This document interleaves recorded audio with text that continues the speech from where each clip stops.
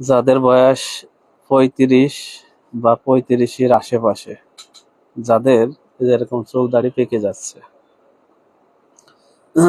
আপনারা ভুলেও কেউ এই পাকা দাড়িগুলো কাটবেন না। পাকা দাড়ি বা গোঁফ যেগুলা একটাও কাটবেন না।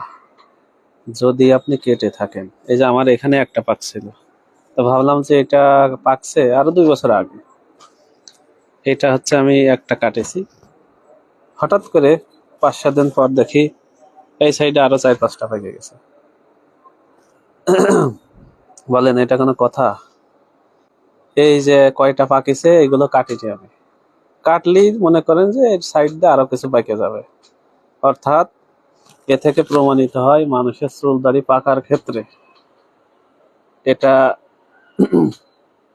আল্লাহর একটা আছে, ব্যাপার স্যাপার আছে।